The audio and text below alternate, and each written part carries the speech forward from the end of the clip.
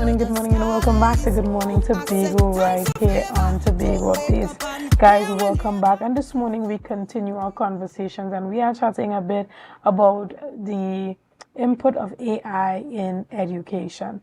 I have the privilege of sitting in studio and chatting with Mr. Gerard Llanos, who is an AI specialist and an AI instructor. Good morning and welcome. Hello, good morning. Thank you for having me. Well, it's a pleasure to have you again. Last time we spoke, you were going to do that Tobago X. Oh yeah, that was a load of fun. Yeah, that you were going to do Tobago X with Keys Yes. Studio. Yes. And I'm hoping that that was indeed a success. Indeed a success, and good morning to Mr. Whitlock and his entire team. Fantastic event, a lot of insights, and thank you to everybody who attended. It was great. Right, and you are physically in Tobago now and you're doing some work as it pertains to AI. But particularly when it comes to, that combination of AI, artificial intelligence, that is, and education. Tell us a bit about that.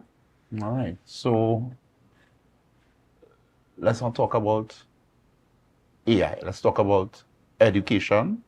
Let's talk about the future of work and everything. AI is still fairly exotic to many people. We are moving to something called AI ubiquity. To explain AI ubiquity, I would say that there was a time when people used to have the cell phones in a briefcase. Remember way back when? Yeah. Yeah? And that was a bit before my time, but I still do know what you're talking about. I still do know what you're talking about. And the big cell phones by your ear. And then a cell phone was the ultimate flex. And then big, stupid block phones. Now everybody has a cell phone. Your grandmother has a cell phone. Your grandmother has a smartphone.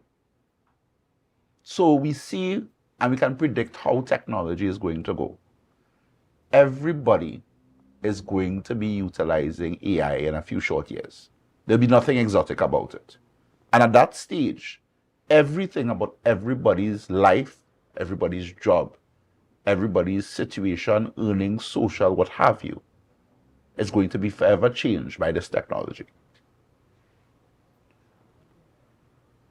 Society as it exists right now is not preparing our children for that world. Education does not prepare our children for that world. So we have to begin evolving the conversation about how we educate kids and what we teach them, how we teach them. So I want to, because everybody should be Googling, Google Education 4.0. And Education 4.0 is a framework that has been suggested by the World Economic Forum as the model in which education would or should evolve into in the coming years. Now, whether that makes its way into educational policy in Tobago, we have to wait and see. But that document or those things on those websites and all the information you could read about Education 4.0 tells you that we are transitioning from a teacher-led educational experience or developmental experience for young people and people on the whole to a student-led educational experience where lifelong learning that is student-led but teacher-assisted is going to emerge. And we're already seeing it in other parts of the world. There are already schools in which a teacher's role is no longer knowledge dissemination. It's coaching, it's soft skill development, it's attitude clarification. There are a number of things that teachers take an indispensable role in, but we are seeing globally the role of teacher in how do you do the math, or do you know the social studies, or whatever the case is. AI is already taking up that role and that slack. So at this stage, even now in its infant stages in Tobago and Trinidad and other parts of the Caribbean, we need to begin at least, if we're not ready to conceptualize our Education 4.0 framework yet, we at least need to prepare the 10-year-old who in 8 years is going to come of age in the age of AI ubiquity. AI everywhere, careers that we were preparing them for no longer exist. New careers that we couldn't imagine have emerged. Right. And here's the thing that I really want to get into this morning. How do we create a more positive attitude towards the input of AI in education? Because when you think about utilizing AI in education currently, there are parents or teachers who may just see it as a child taking the shortcut or the the easy way out. How do we create a new culture and change the attitude behind the use of AI in education? Deep parent-teacher collaboration with the students at the center. And as an education system, as a country, we have some context of what that looks like, but not complete context. So we have started conversations with the executive of the PTA in Tobago because we are ready to execute a pilot training for parents and teachers. So this is not to make money. This is just to start that conversation of parent, teacher, what is the right way to look at AI? What are the skills that are required? How does this affect the teacher in the classroom? And the teacher in the classroom is sending homework for the parents. So how does this affect the parents when the parent is now faced with work that takes a different timbre because it is focused on an AI future and it may be utilizing AI today? Right. How do we take the taboo out of, I use the AI to help you do this work? Because Right. that's still a taboo thing. And it's a taboo thing even for educators, because many of our educators, our kids, are using AI every day on their phones. AI is not a mystery to young people. But we have educators and regulators who are not AI literate. Understood. And, if we could have a snapshot into the future, I mean, not that any of us can see the future, but based on the trajectory that we are heading on, do you see teachers being able to use AI to help them allow children to understand topics easier, and a future where students would be learning how to structure prompts for AI? It's a little deeper than that. So we already have a situation where the Caribbean Examination Council, CXC, last year at their summit, indicated that they wanted all secondary school teachers to be AI trained this year. There are already initiatives, but that is more product training. There are already initiatives to train teachers on AI. Some teachers are now learning about AI for the first time. Knowing that AI exists and being able to do a prompt is not really AI skills. It's not really AI fluency. It's not really AI competency. There needs to be an entire recontextualization of what education looks like through the lens of AI and an AI-powered future, which we cannot avoid. So it's a bit deeper than teacher maybe starting to use AI to do their job better. The structural changes are already rolling, even though we may not fully understand some of the steps that we have to take. We know that something has to be done. So are teachers then being trained to, we know you're already using AI. As, Yes. as a teacher, I look at my class, I already know you guys are using it.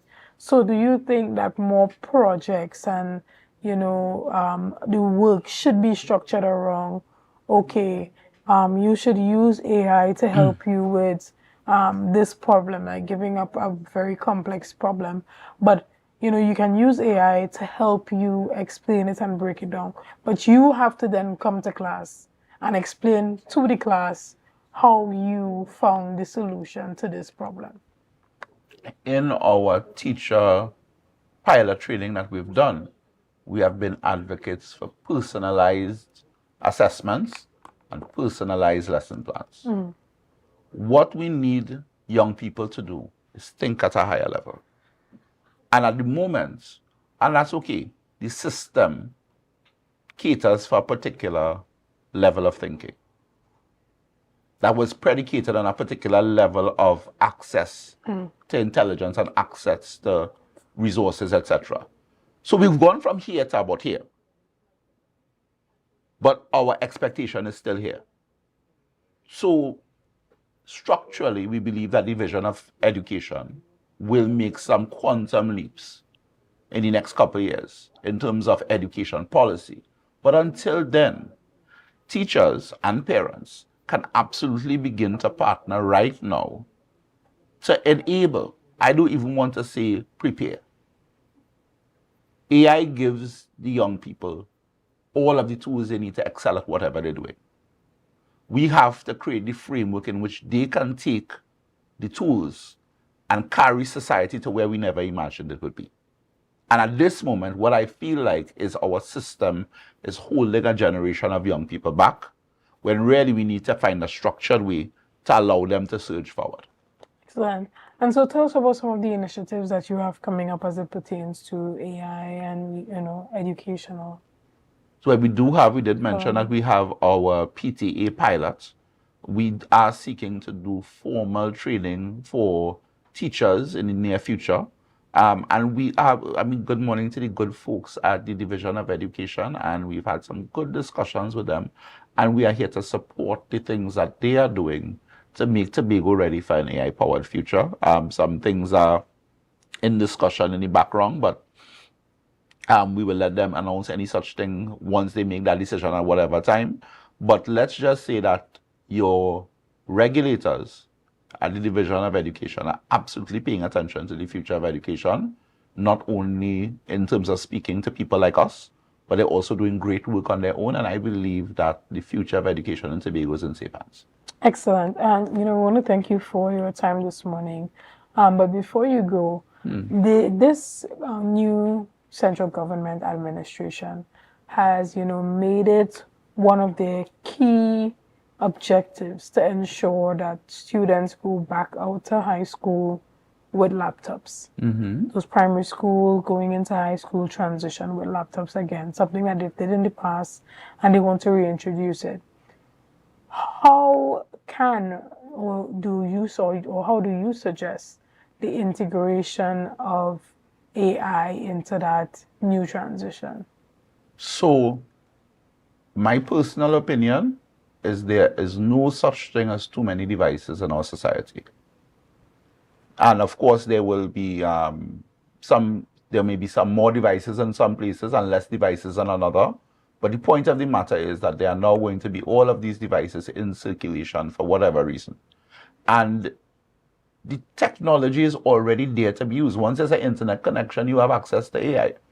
I think that what we need to start doing immediately is, as a policy, before the beginning of the new term, we let parents and students know that AI is not a bad word, and that they should get on these devices, whether it's their own device or the device that the government has issued, a device they steal from the neighbor and they're trying to use it, doesn't matter. If somebody's on a computer, they can be on their way to creating the next billion-dollar business. They can be on their way to creating the next great breakthrough or the new way of thinking. That is the tool by which young people can innovate. And the idea here is to let them know it's okay to paint outside of the lines in the age of AI, because that's what we ultimately need. We need innovators. We need innovative thinkers. Excellent. Well, again, thank you so much to you. And we look forward to a number of your, sessions and training here in Tobago as it pertains to, the inclusion of AI in management and in all sectors. All right. Well, guys, we want to thank you so much for sticking with us this morning. We want to thank you for your likes, your shares, and your comments, and all that you have been doing and continue to do to make Tobago Updates the #1 broadcaster here on the island of Tobago. Again, I am your host, Shenell Felix, and have a great day.